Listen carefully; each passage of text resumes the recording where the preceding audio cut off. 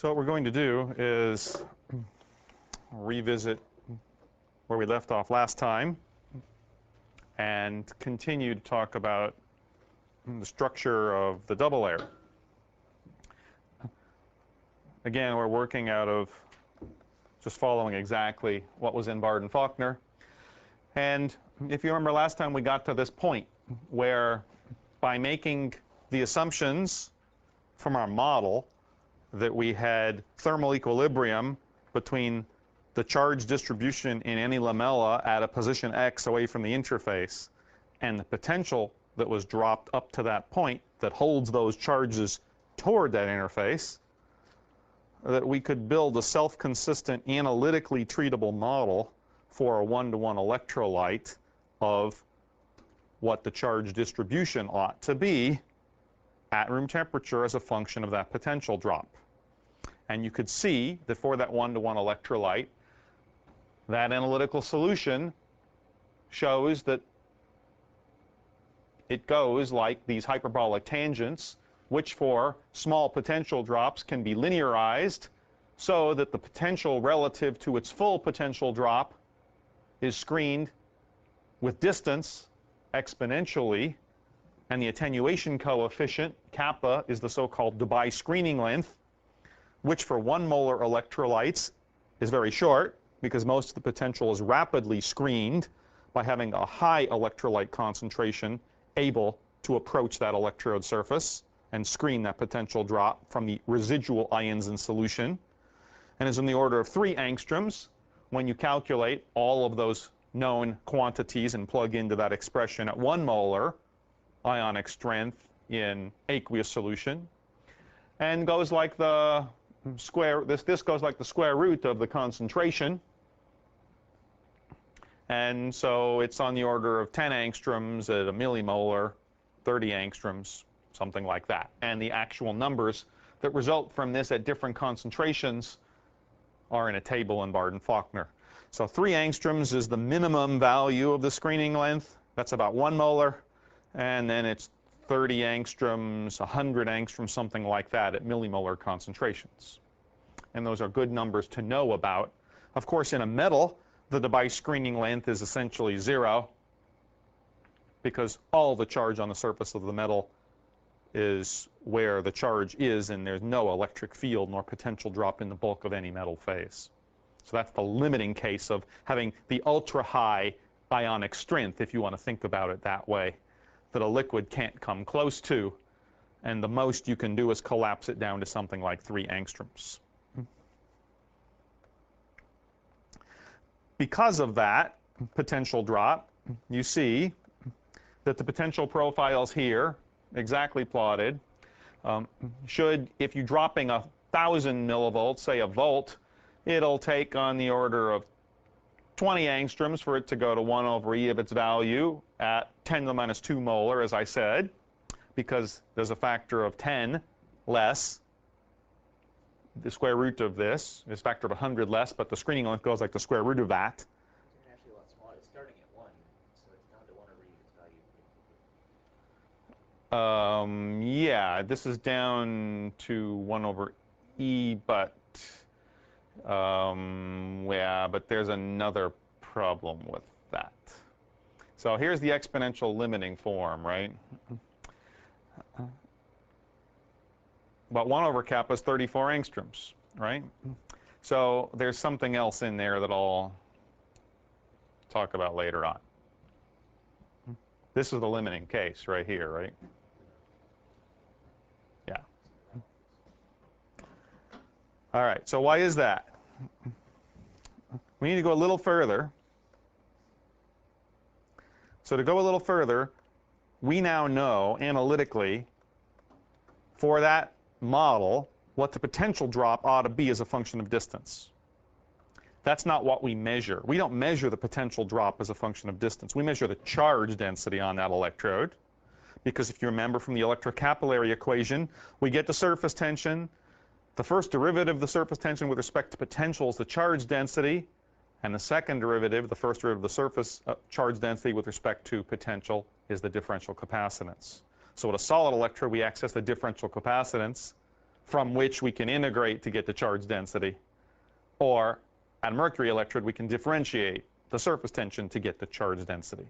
But in neither of those two do we directly measure the potential drop profile in the electrolyte. So to access what we can measure experimentally, we have to take this model that has predicted what the ionic concentrations are and what the potential drop that results from that is in the electrolyte, and convert that into the two things we can measure, the surface charge density and the differential capacitance that results from both of those distributions of charges spatially. So we need to do that. To do that, the most convenient way is to draw a Gaussian box. So draw a Gaussian box of surface area A. And of course, if you draw a Gaussian box from Gauss's law, the total charge is the integral of the electric field over the whole surface area of that box. But the electric field strength is 0 at all points on the surface except the interface, where the magnitude of the field is the gradient of the potential evaluated at x equals 0, because that is the field there. And so, in fact, this integral over all the surface of the box reduces to an integral just over that area of the first derivative of the potential with respect to position. So the field gradient right there. We can solve for that from what we knew, because we know, again, just relating that, this is the Gauss's law, the charge density is related to the area times the dielectric constant times that. That's just a rearrangement of what we had before.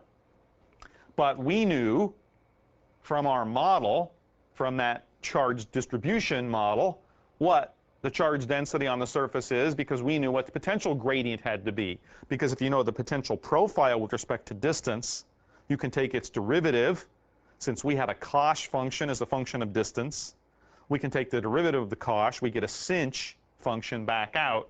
So d phi dx looks like sinh of the argument of that with the constants in front, some of which were in here, grouped all together.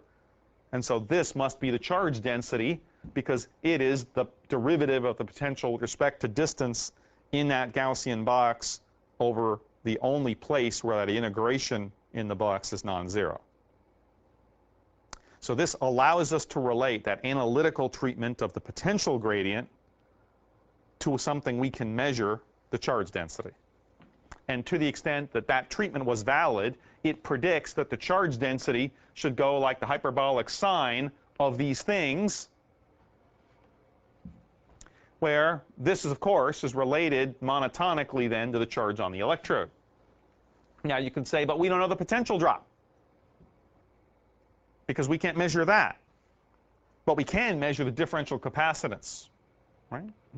So we can predict that and use that then to infer what the potential drop is, and therefore infer what the charge density is. Right? So here's what the differential capacitance should do, because we need to take the derivative of this with respect to potential. And so now we're differentiating not with respect to distance, but with respect to the variable that we're imposing experimentally. And fortunately, the derivative of sinh returns back a cosh, except that now it's a cosh of an argument with an independent variable that's potential instead of distance, but it's fine. And more stuff comes out here because of that derivative that we took, so that this is now the prefactor in front. Again, just a bunch of constants. Right? And for dilute aqueous solutions, then these are the values of those constants. And you can see that that predicts the order of magnitude of the differential capacitance should be on something like, had it.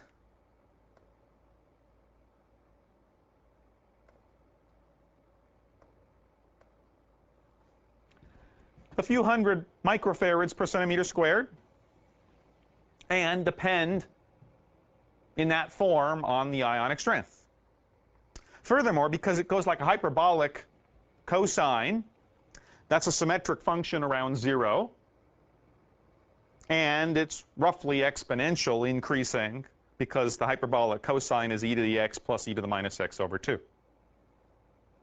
And so it predicts the functional form of this, which is in qualitative agreement with, if you remember, the actual measured differential capacitance of the solid electrode was not a constant value, which is why we started this in the first place, but increased in roughly this kind of curvature form as a function of potential away from the point of zero charge. And you also remember that it was going up as the ionic strength went up, and that the dependence that we measured experimentally actually tended to flatten out as the ionic strength went up. So those things are in qualitative agreement with this, but not quantitative agreement. This model is called the Gooey-Chapman model, because the only thing that went into the model of the double layer molecularly was that we had atomic charges that were point charges whose density in the solution was given by the interplay between kT and the potential drop that resulted as a function of equilibration of those charges in various different layers with the potential they're trying to screen. So there's a reason why we can immediately see why this will fail. It fails around the point of zero charge to give us the right differential capacitance and gives us this fall off which doesn't mimic that which one measures experimentally quantitatively for at least one good reason. Let's see if we can guess what that one good reason might be. Because I was very careful to tell you, if you listened very carefully, just a minute ago, to what was actually used as the model of this charge density for these ions in solution. Like I said, they were point charges. But real molecules are not point charges. And that's the next thing we have to put in. That modification is called Stern's modification. What happened, and the reason that that capacitance could arbitrarily get lower, because there's no bound on this, right? This capacitance can get lower or higher with different ionic strengths, and in fact, that charge density distribution that we saw, if you went back and looked at it, could have gotten arbitrarily thin and closer to the electrolyte as needed to screen those charges relative to kT. As I applied more and more potential, the distance, as you pointed out, over which that potential was screened could be shorter than the size of one molecule doing that screening. Right? And that's what this predicts. Right? But that's not, in fact, physically reasonable. So we have to impose another condition, and the physical condition is Stern's modification. Oh, no. So what Stern said was, I want to conceptually make these ions come no closer than one certain distance. And that distance I will call the outer Helmholtz plane. Right? And that's an important concept. There's going to be an inner Helmholtz plane and an outer Helmholtz plane. If I prevent ions physically from screening charge at an arbitrarily small distance away from my metal electrode, but say that a chloride ion which is solvated by water could maybe strip part of the waters around it, but can never lose them all, and even if it did, it itself has a finite size. And so if you drew the center point of charge density, it's never arbitrarily close to the electrode surface. It's somewhere on that chloride anion physically away from that metal. Then you say that that very first layer must have a capacitance and a certain dielectric constant and width that can never be decreased below a certain value. That's going to therefore allow you to bound the total potential that could drop to that first plane And from then on, you can draw planes that are more like Gooey-Chapman-Stern, Gooey-Chapman planes. And the reason for that is if you saw what happened here in that graph that I just showed,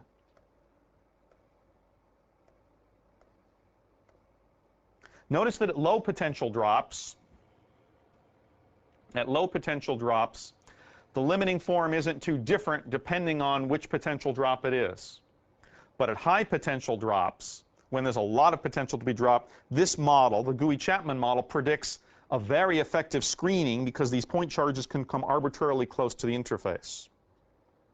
And so you can see that if you can find the ability to screen that charge, and it screens, say, only some fraction of the potential there, that the rest of it would have a lower amount of potential that needed to be screened, and that would be in the more diffuse layer, so-called, that extends in these thermal equilibration lamellae away from the remainder of the electrode surface. And this compact layer, where these ions are squeezed up to the surface but can't be squeezed any further than a certain distance, acts more like a true capacitor, because the charge density on that capacitor is proportional to the applied voltage, and the thickness and dielectric properties of that capacitor are basically independent of the charge density that are put on either of those two plates. So we need to introduce, because of the finite ion size, a separate capacitance in series with this capacitance, which is the rest of the structure of the double layer. And that's what Stern's modification is. So what you do analytically is you say that the total potential drop, I'm going to partition into two separate potential drops. One potential drop that drops across this inner Helmholtz layer to this plane. And that is essentially treated like a pure capacitor. And then the remainder of the potential drop, whatever's left behind, that I will treat within the Gooey-Chapman model of ions diffuse and of a much larger screening length than can be achieved in the compact layer. When you work through that, you get all the same equations in the electrolyte, except that only a fraction of the potential from phi 2 to the total potential dropped is done across the diffuse layer. And so the potential drop might look something like that. You would have, because this is a fixed capacitor, over that first finite distance, a linear drop in the potential from one plate to the other, because at a constant dielectric constant, you'll get a linear potential drop from x equals 0 to that first plane, and then the remainder of this potential will be dropped across the diffuse layer within the Gooey-Chapman model. You could, in fact, add a more sophisticated model which allows for the finite ion size of these ions as well, and never lets them pack closer than a certain lamellar distance.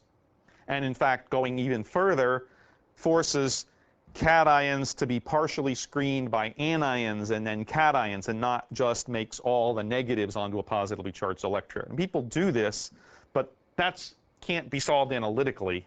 So the simple Gooey-Chapman model just makes the solution a bunch of point negative charges, for instance, point charges, but prevents them, within Stern's modification, from coming arbitrarily close to the electrode surface.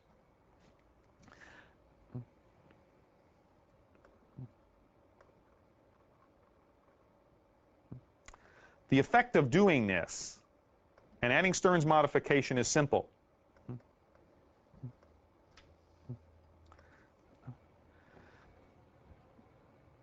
The total capacitance of the double layer is the capacitance of that Helmholtz layer, that inner Helmholtz plane capacitor, in series with the diffuse layer. For two capacitors in series, then if you remember the way they add, the reciprocal of their total capacitance is the sum of the reciprocals of the individual capacitances. And therefore, the smallest one wins in the total capacitance, right? That's just simple circuit element analysis. And that's what happens analytically here, too, if you go through it.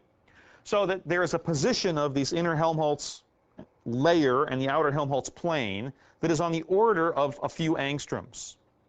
3 or 4 angstroms.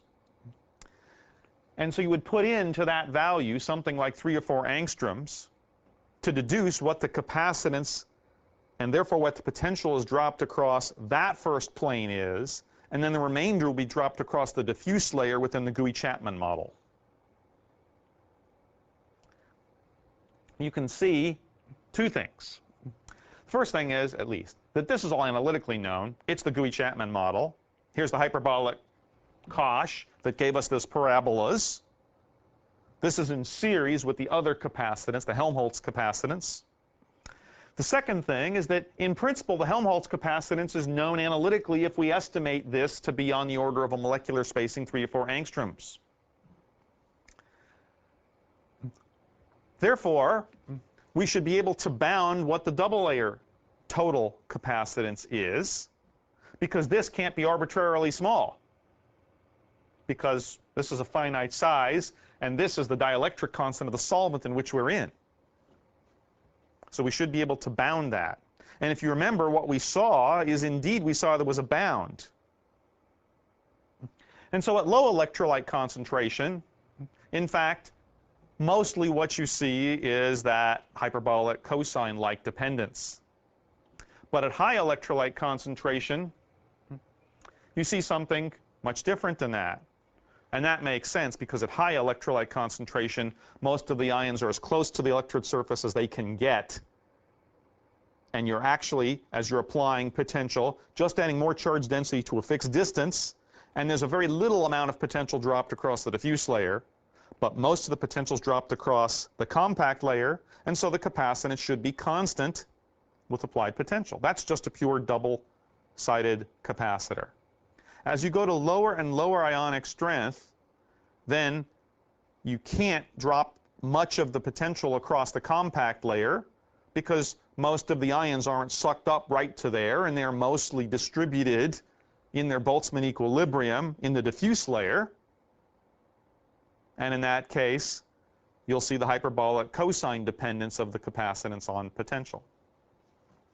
And this is just a property of when the Helmholtz capacitance dominates, and CSC is at high ionic strength. When CSC becomes big compared to CH, then you just see CH, and it's a constant capacitance. At low ionic strength, the diffuse capacitance is the small one, and it dominates because they're adding reciprocally. And remember, that one is explicitly going like the square root of the concentration, the diffuse layer capacitance. And so at some concentration, it's going to be either smaller or bigger than the Helmholtz capacitance, which to first order isn't going like the concentration of ions in solution. That's just defined by the molecular distance that those ions can at closest approach come to that electrode surface. And so you can see immediately that for these two different physical capacitors adding in series, at low concentrations, the diffuse capacitance will dominate the total, and you'll see the hyperbolic cosh. And at high concentrations, you should lose that, because the Helmholtz layer capacitance dominates the total, and it's to first order independent of potential. Now, if you remember, this dip is what we saw experimentally near the point of zero charge, and we saw it for things like sodium fluoride at low ionic strengths predominantly. And we also saw at high ionic strengths the capacitance tending to become independent of potential. So the Gooey-Chapman-Stern model semi-quantitatively captures what we observe experimentally. There are, however, a few important differences, and those can be used to further tell us about double layer structure.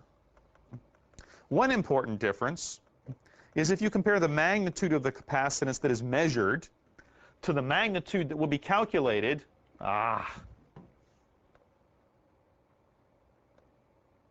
in a solvent like water.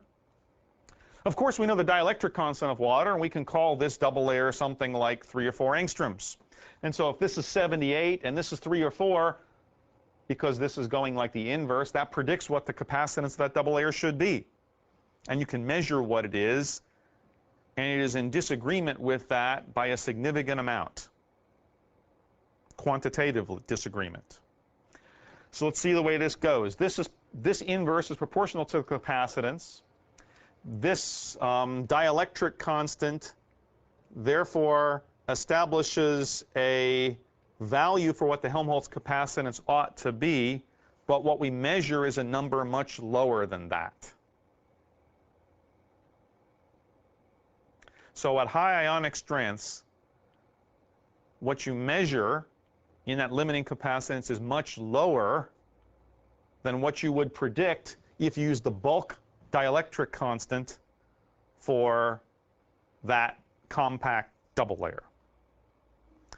And to the extent that there are no other capacitors in series, because they've all been swamped out by going to the high concentration, this tells you that the effective dielectric constant of the Helmholtz layer must be much smaller, or this thickness is much bigger than a molecular thickness.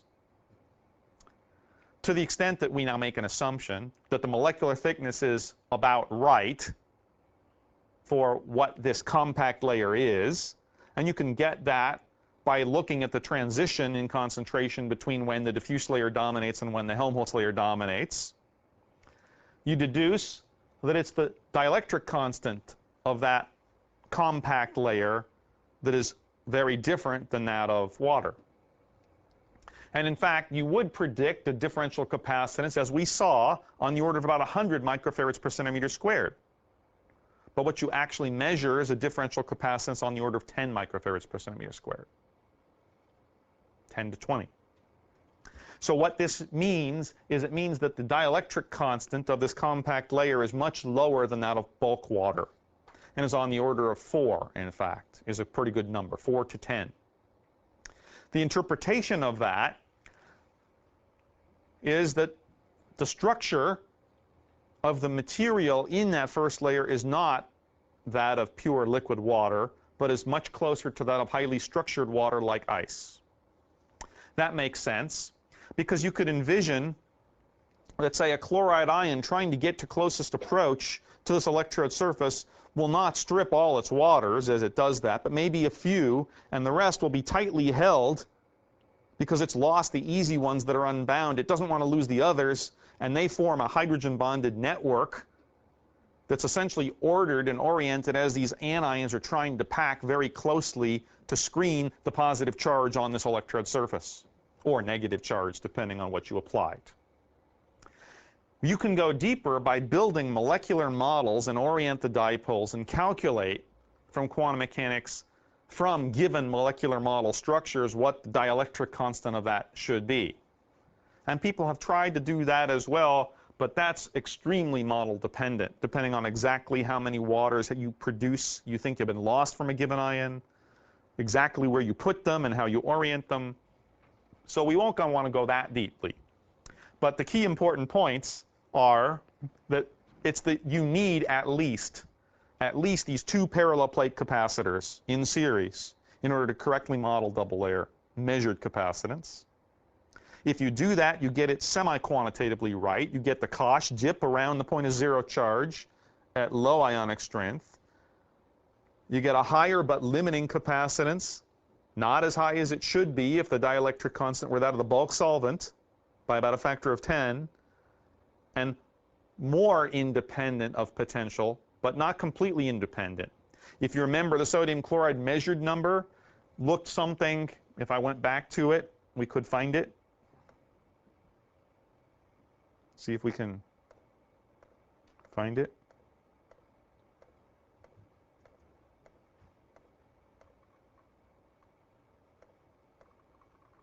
It was way back. There. Looked like that. So here's the hyperbolic Koch region. Here's the high ionic strength region, where the potential dependence of the capacitance is flattening out on the order of 10 or 20 microfarads per centimeter squared, as promised. Less than that, and therefore limited by this number, right? Because this is a capacitor in series with something, and therefore the sum is never going to exceed this, because the only other option is that the diffuse capacitance is bigger than this. Since they're adding in series, the smallest one will always win.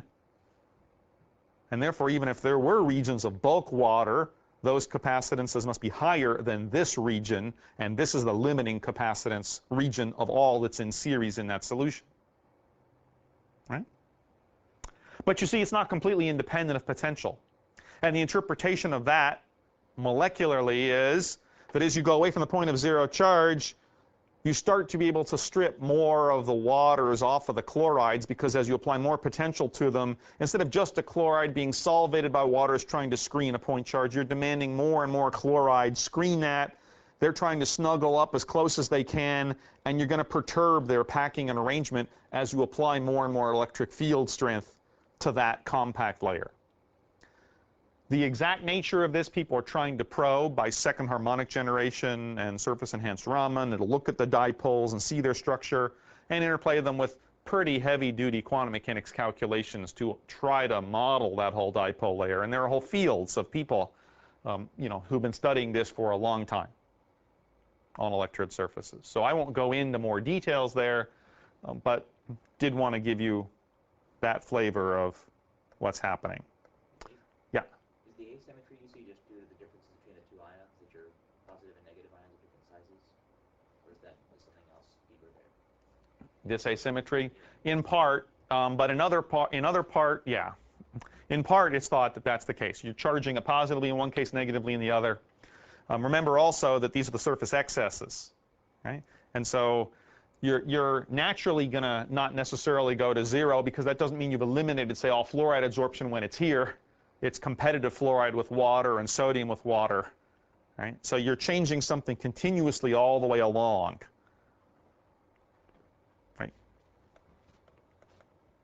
Okay. So let me go ahead. There are two other reasons why we need, okay. Why we need to know about double layer structure. And I think neither of them are in these slides. But that's okay. I can tell you about them. The first is, let me go back to that graph. Right there, perfect. When an ion comes up to an electrode, a redox active ion, and we apply a potential to it,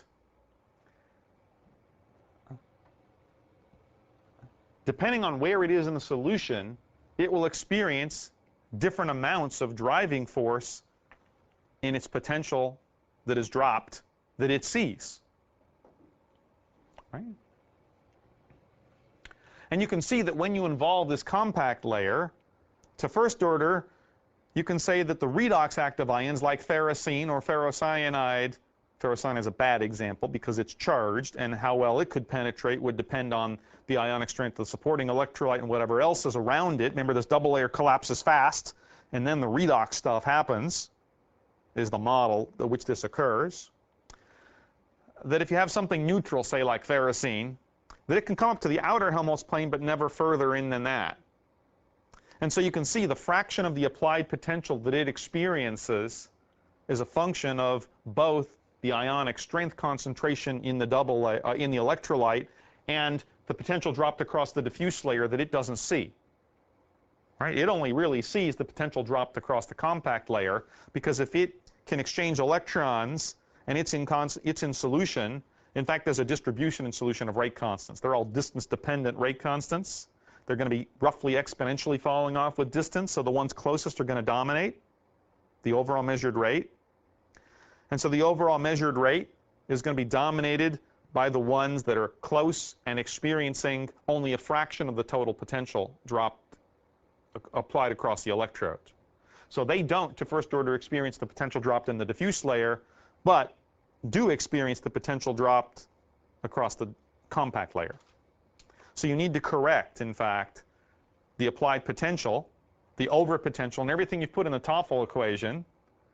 A rigorous electroanalysis of current versus over potential curves would not use the applied potential as the over potential, but would use the applied potential corrected for, at a given ionic strength, the amount that is dropped across the diffuse layer, and only use the amount that's dropped across the double layer as the potential that actually is being applied to that ion.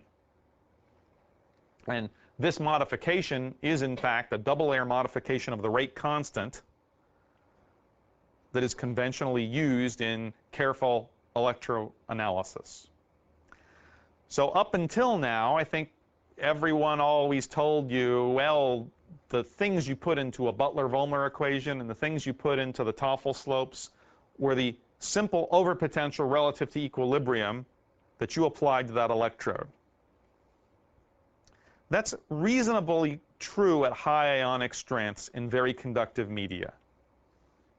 Because in that case, the compact layer is where most of the potential is dropped and a relatively small fraction is dropped in the diffuse layer, because this is a smaller capacitance, that's big, and this is limiting. But in very diffuse media, with the very low electrolyte concentration, then that won't be the case. And so you have to correct your overpotential for the potential that the ion that you're measuring the electrochemistry of is really experiencing. And you could make that correction analytically if you knew the capacitance that you measured for that supporting electrolyte under those conditions, and you put in Stern's modification, and you want to subtract off this stuff and only get that as to what the redox active ion can experience.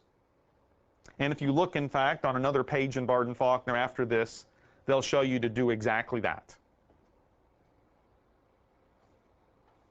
The second reason why this is important is that there's another effect of driving ions into this compact layer. And I said I used ferrocyanide as a bad example, but in fact for this now it's a good example. Let's suppose that I was foolish enough to use as in my Gedanken experiment, as my redox active ion a part of my supporting electrolyte.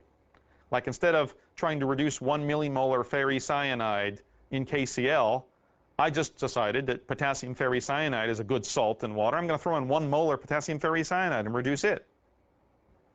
What would happen? Due to the double layer buildup, I would have essentially a fixed charge at a given applied potential at a fixed distance away from the surface of my redox active species. And it would essentially not be diffusing. It's adsorbed on the electrode, but at a fixed distance away from the electrode, although I can't tell the difference when I'm making a measurement. So I would see something that is essentially weakly, like the square root, or independent to first order of concentration of what I add to the solution, that if I did a potential step, I would see a lot of the charge go into those adsorbed species and not go like t to the 1/2. That's in the initial pulse. And then later on, I see the diffusive species take over as they continue to move toward the electroactive part, continue toward the interface. So what you would see in that kind of experiment would be you would take and do a potential step in the presence of, now let's do it right. Let's do it with 1 molar sodium chloride and a little bit of ferroferricyanide. If there were an adsorption of ferroferricyanide, or if it were part of the double layer formation, that what you would see would be in that initial potential step, you would see a charge that was greater than the charge needed to just charge the capacitance of the double layer in inert electrolyte. And that additional charge would be the Faradaic charge to a fixed concentration of non-diffusive species that was essentially part of forming the ions in this compact layer. And the way you tell the difference is to do exactly what I just said, is you start without that species there, and you just make a potential step and measure the total amount of initial charge. And there should be no t to the 1/2 charge because there is no Faradaic species in solution. Then you do it again with your electroactive species, and there's going to be an apparent increase in the charge at t equals 0. Right? And that apparent increase isn't because you've got a different double layer structure per se, because it's still 1 molar sodium chloride, but because there's some of that electroactive species that can't get any closer, but at equilibrium is stuck right there in that compact, at the edge of that compact layer. So it appears in the time intercept at t equals 0 of an Anson plot in chronocoulometry. Because if you extrapolate the t to the 1/2 amount of the charge down to 0, That total amount is the non-diffusive part. And the non-diffusive part is the sum of the capacitive part plus anything that looks like it's capacitive, this extra charge that's non-diffusive because the ions were stuck right there that were electroactive. Now, it need not be a freely diffusing ion. It could actually be a physically absorbed ion. For instance, iodide on platinum physisorbs, and actually in some cases chemisorbs into platinum, makes chemical bonds. And you can oxidize or reduce that and release it into the solution. Again, if you do a potential step, you'll see that as a non-diffusive component in the intercept of chronocoulometry, and the extra charge you measure on top of what you inferred should have been there only in a purely double layer case is that adsorbed charge. Right? And so you use this Stern's modification to give you the model of what that double layer charge is supposed to be, so as to do two things. One is to see if there's any extra adsorbed charge, and two is for non-adsorbed species to correct the potential that they actually experience relative to the applied potential by what's left across that inner Helmholtz plane to that compact layer, and not correct for what's in the diffuse layer. Okay? Nate, yeah. That suggests if you run measure the potential of ions at different ionic strength, they will be slightly different. The equilibrium potential? Yeah. No, the equilibrium potential is not, because that's an electrochemical potential. The kinetics will be different, but if you measure the electrochemical potential, you don't get something for free. Yeah. All right, their concentrations are changing, and there are so that balances itself out. But if you made a kinetic measurement, which is what a current overpotential relationship is, then they are different at different ionic strengths because of this phenomenon. Right? Yeah.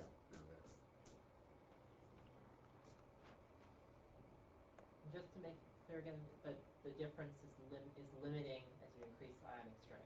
The difference is limiting and becomes less important. And that's in part.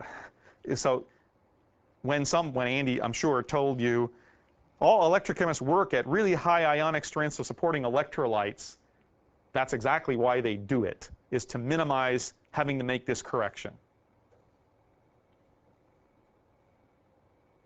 Right? And so when the person threw, the naive person threw in the molar of ferrocyanide, if they're only looking for the tailing portion of their Right. parametric curve, that's still all kosher. That still would all, provided there's no electron hopping from one to the next. Right. All right? Because you no longer have an inert layer of something like chlorides there that can't be electroactive. So in fact, electrons can hop from one ferrocyanide to the next ferrocyanide, and if you brought them in because now you have a non-electroinert thing, it's still confounding, right? You've got electron hopping. Yeah, yeah. Okay. So I've told you what I think you need to know about double layer, and if you want to know more details, you can just read the rest of the chapter and Bard and Faulkner on that. But I think most of the key points I already covered. The rest of what I want to do probably in the next 15 or 20 minutes today is to switch topics and talk about one other electroanalytical method that Andy didn't talk about in Chem 117 that we've agreed is incredibly useful and you should know about, and that's microelectrodes. So there's no good definition of what a microelectrode is exactly, because electrochemists started out with mercury drops of a certain size, and they went to mercury pools, and they went to solid electrodes. But a reasonable definition, at least of a spherical microelectrode, is one that without convection reaches steady state on an experimental time scale that you care about. Now, so typically it might be a micron or a few microns, or 10 microns is the critical diameter. It's not 10 millimeters, because we already know that from a given diffusion coefficient that times tau goes like L squared over D. And if you're looking at things that are kind of a millimeter away from a plane, and we know diffusion coefficients are 10 to the minus 5 centimeters squared per second, roughly, of ions in water, then if you put in 10 to the minus 1 of L and square it, 10 to the minus 2, and divide by D, 10 to the minus 5, it takes kind of 1,000 seconds before something could reach steady state. And it won't even do it then, because after 1,000 seconds, convection comes in, even from thermal gradients in the room, and acoustic noises and things. So you can really never last in a t to the 1/2 and a potential step on a planar electrode out to 1,000 seconds. It deviates from linearity for these other experimental artifact reasons. Right? If you had an incredibly quiet, non-thermal gradient room, there's no reason the Cottrell equation shouldn't hold forever. But it never does past a few seconds in the real world. On the other hand, for a few seconds on the real world, at small enough critical dimensions, the current will reach steady state and will not die like t to the 1/2. And for electrodes whose currents reach steady state within a second or two or less, on that order, they're called microelectrodes. Other people have different definitions of them based on physical size, but that's a good operating definition. If they reach steady state or something that looks like it in a potential step experiment within an experimental time scale that electrochemists care about, on the order of a second or something like that, they're called a microelectrode. Now, why would that be the case? Let's suppose we have a spherical drop. Remember that there are two terms in the solution of a current potential relationship in the diffusion limited regime for that. And I understand that Andy did do that. The first one is the t to the minus 1/2 term that leads to the Cottrell equation. When you solve that from the Laplace transform and did the potential step. And the second term is the one he told you to ignore, because the first term is the one that led to the Cottrell part, the NFAD to the 1/2 C square root of pi in the denominator, t to the minus 1/2. The second term is NFADC over the radius and has no time dependence in it. Now, for a fairly large spherical drop, even at relatively short times, this term is big compared to that. And what that's saying is that, let's make a very large spherical drop, the Earth looks flat on a short enough time horizon, okay, locally. And so does a mercury drop. A mercury drop looks flat and looks like a planar electrode on a short enough time horizon. And what's that time horizon? That time horizon just has to be such that this term is big compared to that term. And that happens for any reasonable time before you lose the t to the 1/2 dependence due to these other artifacts.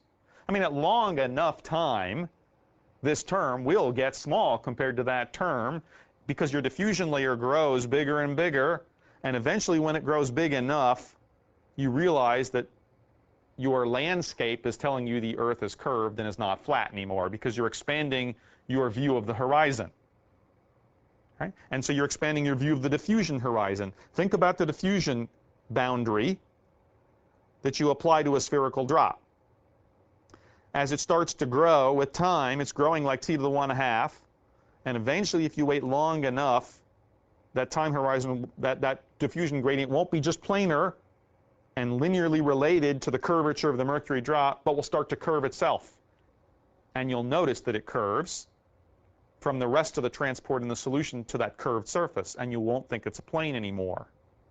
The problem is that for any reasonable size mercury drop, if this is a millimeter, the time needed to realize that it's curved is sufficiently long that these other things start to interfere with your ability to measure the Cottrell current dependence anyway, and you can't ever reach that regime. On the other hand, if this is a very small electrode, then even at short times, you lose the Cottrell dependence quickly, and you see this term, which is independent of time. The reason you can see why radial dependence should be independent of time, I don't know if Andy did that or not. He actually showed you the term, right? Yeah, probably when you solved the diffusion equation. But said forget about it because we're going to look at the other term. So the way to think about it is, why does this go down like t to the 1/2? It goes down like t to the 1/2 because the flux goes down because in a planar system with time, the projected area, linear area, away from the electrode is constant. You lose more and more concentration because you have to reach further out with time, like the square root of time. So your current, your flux goes down like the square root of time. But now let's think about what happens to a curved surface. With time, around that hemisphere, you're reaching further and further out in the diffusion layer, right? You're going further and further away. But the area over which you can suck ions in is increasing like r squared. And that increased area exactly cancels the flux over the increased area, exactly cancels the decreased flux that you get from longer time, so that this sphere expanding with time gives you a constant flux to a spherical point, to a spherical sink. Unlike a linear sink that gives you a flux that goes like t to the -1/2. It's because the area in that ring, in that sphere, is expanding with time, and it's going like a squared with time. The flux is going down like the square root. The square root cancels the square to be a constant. For linear, you only see the square root because the area is constant. Okay? So that's good. So well-known, spherical diffusion is independent of time. So clearly, at steady state, for a microelectrode, when this is small enough to have that dominate, that the Cottrell equation for a potential step at even short times becomes NFA dc over R0. Now we know independently how to measure d because we know the concentration, and we can measure the diffusion coefficient of that at a macroelectrode from a Cottrell potential step. Now there are no adjustable parameters. And so, therefore, we can use this to tell us what the effective radius of that microelectrode is. Just like if we knew the diffusion coefficient, we could have used the measured current to tell us what the area of our electrode was.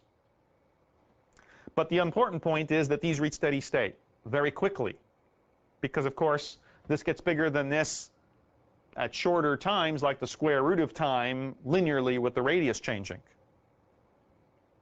Right? And people have made electrodes the way they make STM tips, of poking metal through pieces of glass that have radii that are a micron or less. When the critical length was a millimeter, then that defined when the square root of time took over, and it didn't take over for a second.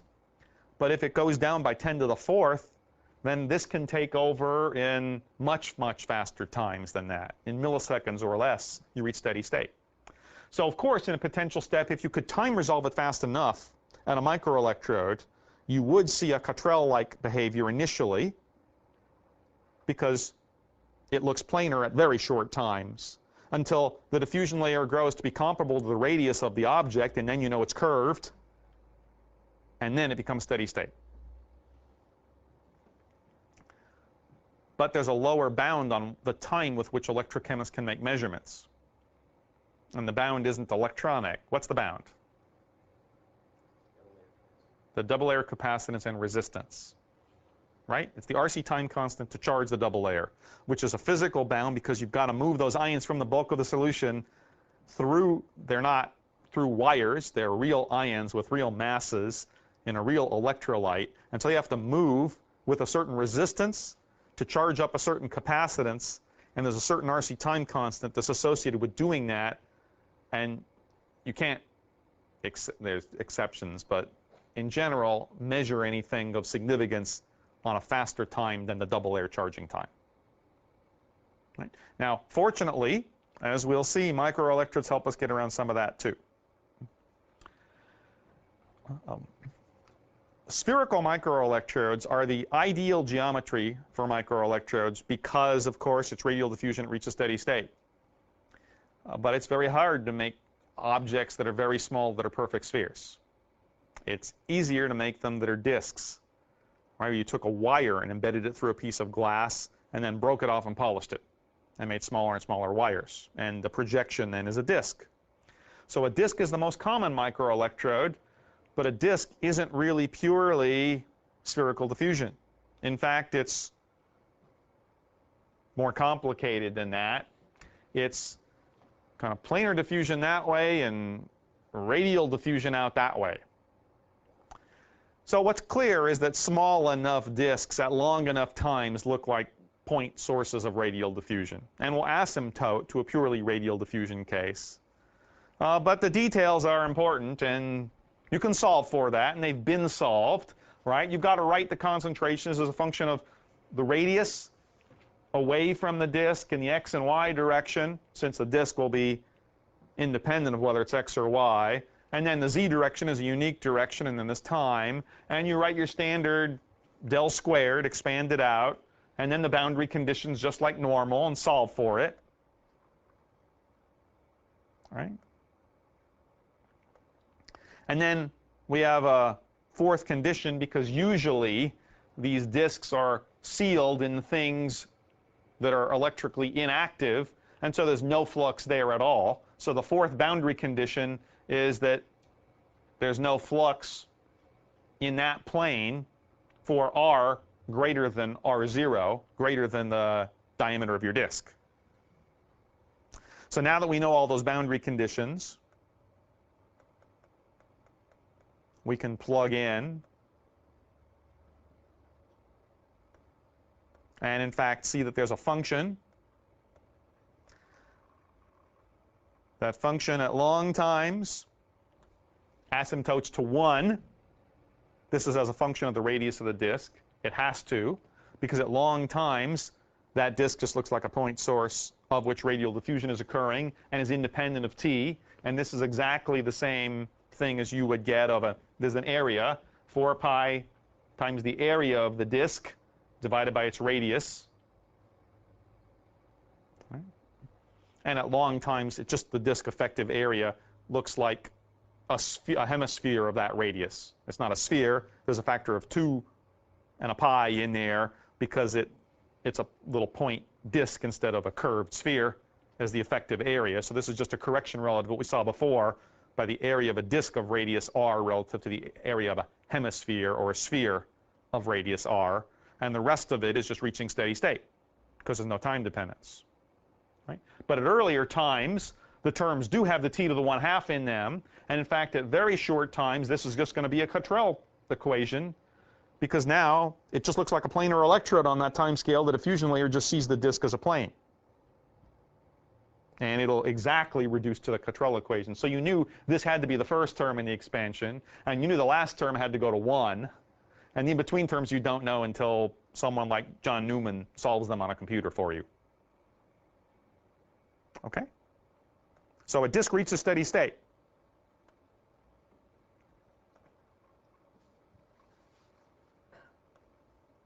And in fact, at a disk ultramicroelectrode, they're the short times.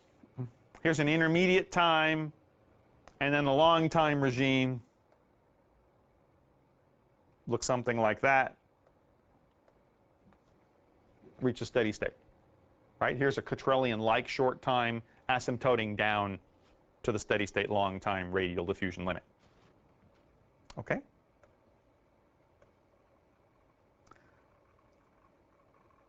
Uh-oh. Ah, good. Pizza wheel of death. So what about a cylinder? So cylinders are wires sticking up. Just take a wire, right? A micron wire, a fine gauge wire, and dunk it in a solution. Can't call it a planar electrode. Now it's cylindrical diffusion. And you solve it again. Here's del squared. Now it's going to be radial diffusion away from that cylinder.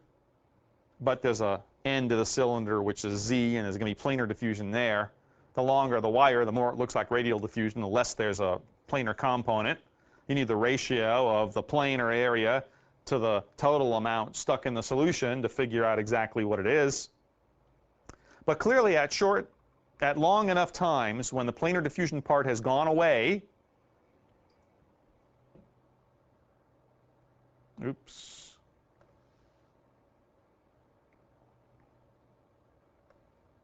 then it's going to be radial diffusion. What's happening here? Right. The other important point is that, however, unlike, okay, so let's think about what happens to a cylinder relative to what happens to a sphere. What happens to a sphere is that the area through which the concentration flux is going is increasing like r squared, right? So it's when you have a cylinder of essentially an infinite length, the area through which things are increasing is increasing like 2 pi r, right? So that immediately tells you that if one was exactly compensating the other in the spherical case to get to steady state, that a cylinder won't get to steady state because the area is increasing fast enough to make up for the Cottrell-induced flux decrease. It's only going like r, not like r squared. And in fact, what happens is that it looks like planar diffusion, like spherical diffusion, except that it asymptotes in denominator like log of time. So it's weakly dependent on time. It doesn't have the t to the 1/2, but it doesn't reach a rigorous steady state. Right? So cylinders are pseudo-steady state geometries because the current will go up very slowly with time, like 1 over log of time, but will never not go up anymore at all. Now this is actually unfortunate because it's easier to make measurements on top of something you know that's a steady state and interpret it than something goes like 1 over log time. But if you know it analytically, you can deal with it. Now the reason I went to cylinder is because the other easy geometry to make physically is a band, ultramicroelectrode.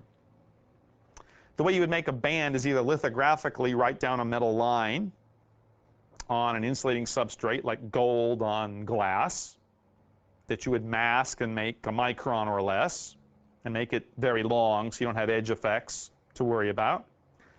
Or another way is you evaporate, say, gold onto a piece of glass and then evaporate something else insulating on top of that. And the way Henry White has done this at Utah is then you just break it in half and you put the edge in a solution, and now the solution sees that line of metal sandwiched by two insulating things.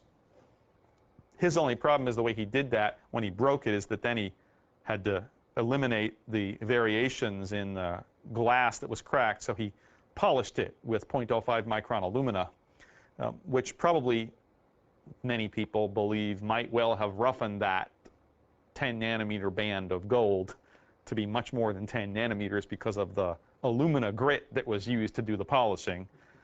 That's a debatable point, but you see the idea. Okay?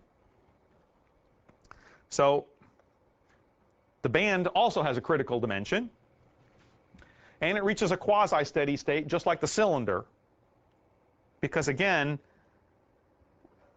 there's one dimension, the z dimension, in which we'll have planar diffusion, and then there's the radial dimension, but it's not really truly radial anymore because it's not a cylinder, it's a band. And so you see the time dependence of that's yet different still. Goes like the log of time, but there's a correction for the width of the band.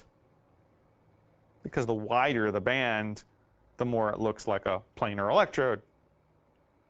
And you can see this must be the case because it's our standard dimensionless kind of thing here, a dt over a length squared.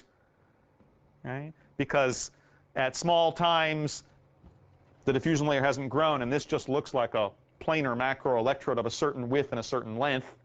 And at long enough times for the diffusion layer to understand that this finite in this width direction, then it starts to be radial diffusion out there, but it can't increase like the full A squared that you would do in a hemisphere, but it's not like the cylinder that's completely uniformly going out because there's a plane of obstructed diffusion across the band that you don't have when you had the cylinder.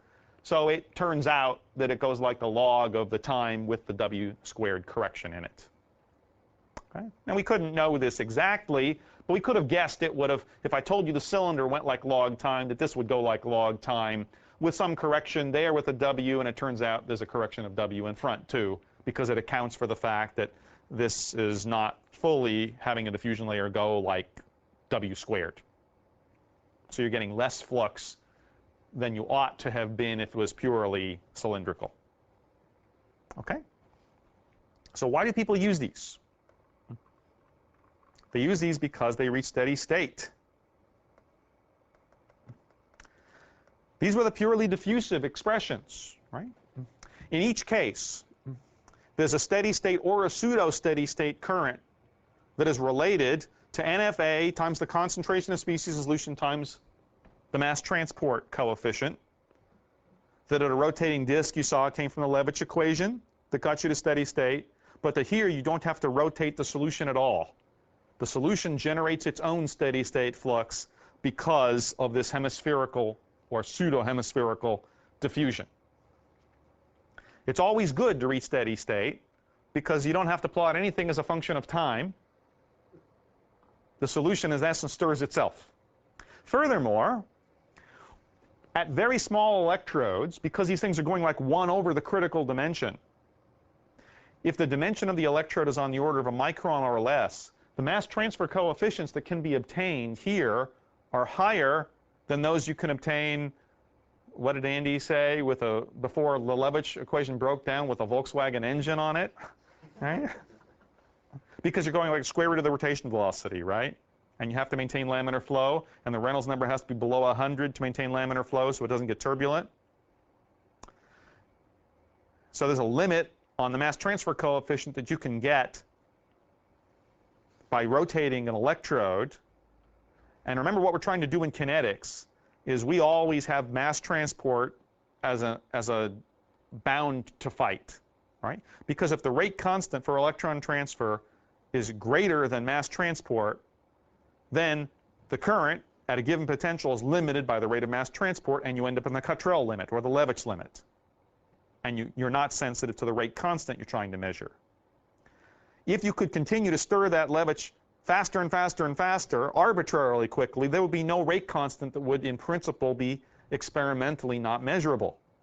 Because you could supply the material arbitrarily fast, and therefore in a potential measurement, at any potential, you could always supply it faster than it could be reduced or oxidized, and the current would eventually limit, not at the Levitch part, but you deviate from Levitch because you'd be limited by kinetics. But in practice, you can't reach that because you start to get into turbulence, and Levitch breaks down when you go into turbulence, and it going like the square root of that rotation velocity. So you can only reach mass transfer velocities of on the order of 1/10 of a centimeter per second. Which means that if the rate constants are faster than 1/10 of a centimeter per second or so, that you're not sensitive to them, and all you're measuring is the flux of those ions to the surface, not the rate constant at which they're reduced or oxidized. That turns out to be about the same time as what you can measure in the deviation from the Cottrell equation in potential step, which, if you remember, when you solved in potential step, the Cottrell equation was the diffusion limited current, and for rate constants that were slower than a certain value, you would measure less current than that because you would be kinetically limited. And when you actually look at the rate constants that you can measure for times in the Cottrell equation of a planar electrode, where you can still maintain t to the 1/2 dependence on the order of a second, it again turns out to be about 1/10 of a centimeter per second rate constant. And so things faster than that at macroelectrodes can't be measured. But at microelectrodes, you can get much faster mass transfer coefficients because, in fact, they go like 1 over r.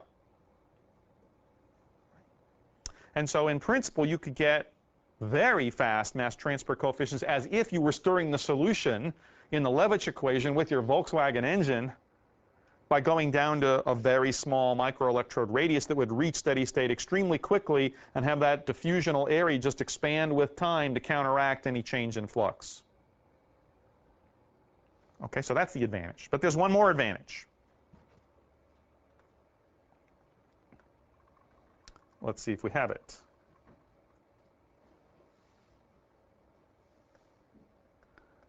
And the one more advantage is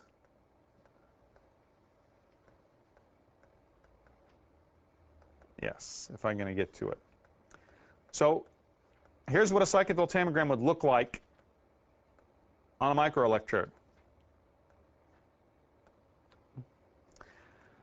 If you go slow enough, we're going to go from something here. There you go. Perfect. That's reduced. Ah!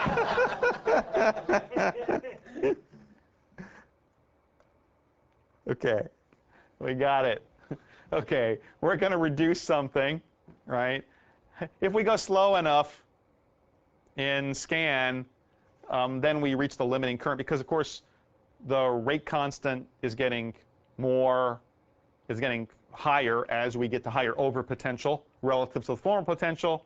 Eventually, when the rate constant gets faster, we're diffusion limited. If this is a radial microelectrode, that current reaches steady state with time. Remember, in a CV, you're convoluting potential and time on that axis, which means if it doesn't change with time, it doesn't dip like a normal CV anymore. It just plateaus out. So this asymptote is the Cottrell equation analog. It tells you the radius of the microelectrode and the concentration of the ion in solution.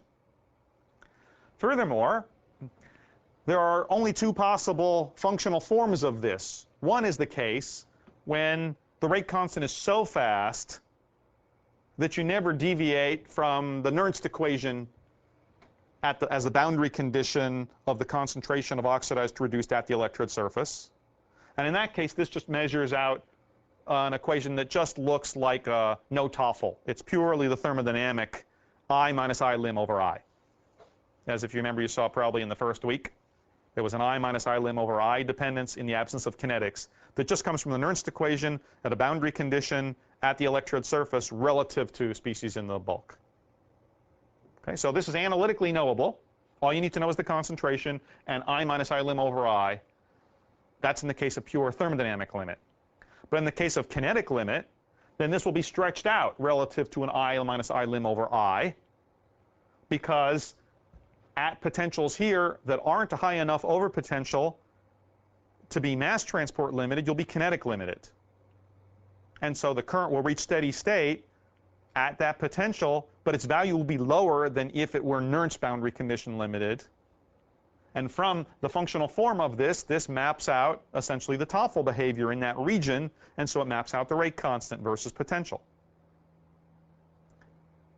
This would be exactly analogous to doing this experiment at a Levitch stirred disk at a high enough stirring velocity that mass transport wasn't limiting your current at that potential, but kinetics was contributing or limiting to it. And if you remember the Kurecki-Levitch plots, you had 1 over I lim was 1 over the rotation velocity plus 1 over the rate constant, because they were adding in series, and the smallest 1. And so the limiting case would be the rate constant wins at high enough rotation velocities. This is exactly the analog to that. And you can see that you're more and more sensitive to those rate constants as the electrode diameter gets smaller and smaller, because you're reaching higher and higher mass transport fluxes, and therefore taking less values of the rate constant in order to compete with that and be limited by the kinetic values there.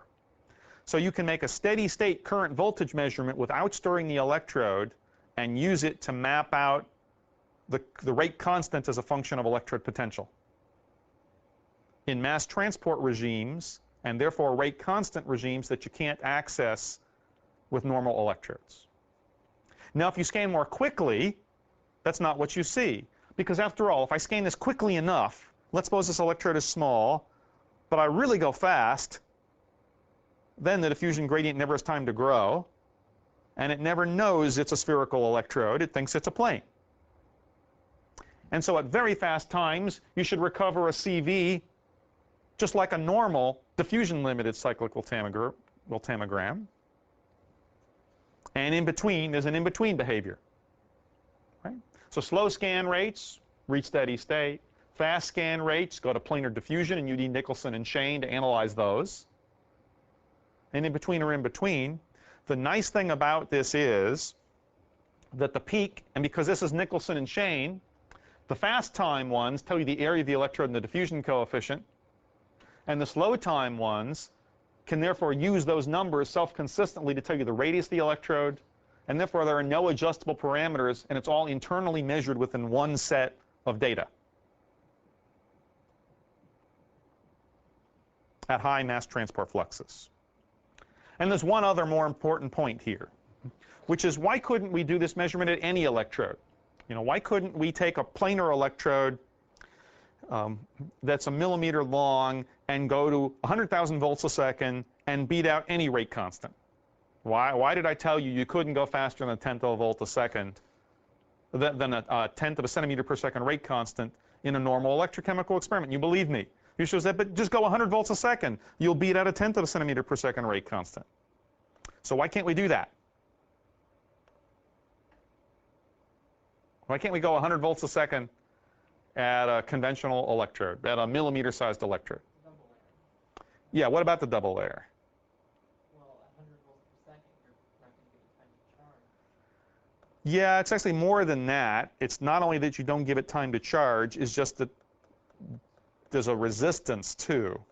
And the resistance of the solution scales with the electrode area, right? Because you've got two plates, the counter electrode and the working electrode, and you've got to move ions through that medium between the working electrode and the counter electrode. And the current that you're demanding, even from a given concentration solution, scales like the area, right? So the absolute magnitude, although current density would be constant, the magnitude of I is linearly with area. The time with which you can do any potential measurement is given by the RC, time constant of the system, and the resistance is proportional to the electrode area, which means that macroscopic areas inherently demand, because they're demanding more total current, more resistance, which means the RC time constant for a macroscopic cell is on the order of like a millisecond. You could do a potential step faster than that, but the cell itself can't charge because its internal resistance times the double layer capacitance charging is on the order of a millisecond time. So you can't make a measurement on that system faster than a millisecond by even if you have fast electronics. The system itself has an RC time constant of about a millisecond for a macroelectrode. But of course, since that R scales like the current, and the current scales like the area, if you go down to a microelectrode, you win like R squared in the absolute magnitude of the current. Now, it turns out the capacitance actually goes up, right? So, but the net effect of that is still linear with the electrode area. So the time constant of the cell goes down on the order of linearly with the critical dimension of your electrode. So it could be a long band electrode, and the critical dimension isn't its length, or a long cylinder. It doesn't matter what its length is. It matters what its critical small dimension is, what its radius is of the cylinder or the band. And as that gets smaller, your RC time constant gets smaller approximately linearly with that critical dimension. And that opens up shorter time windows for you to do potential step experiments or CVs. I think we can see that. Yep.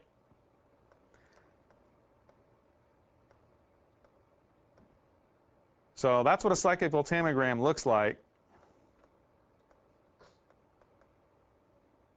at different sweep rates. If you do it at a macroelectrode, you'd start somewhere like there.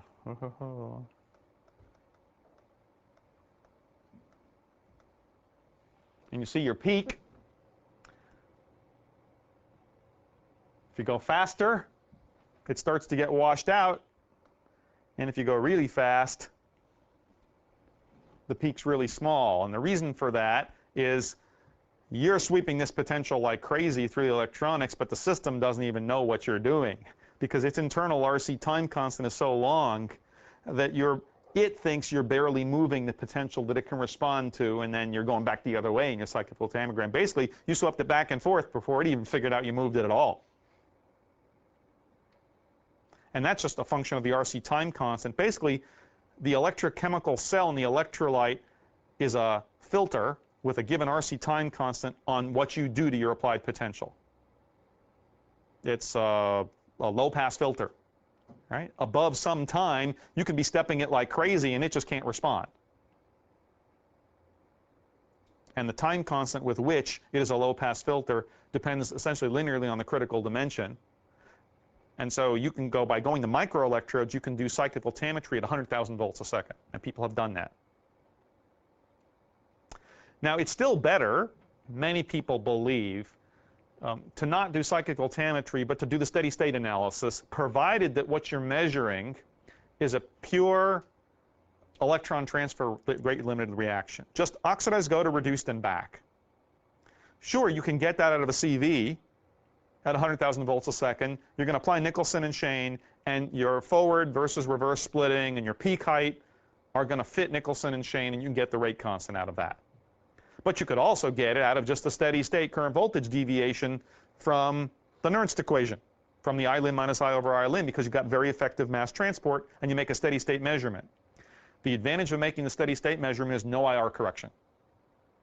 You have to worry about, well, you have to worry about IR correction, but you have to worry about it in a much different way than you have to worry about it affecting the CV, because you're doing a steady state measurement.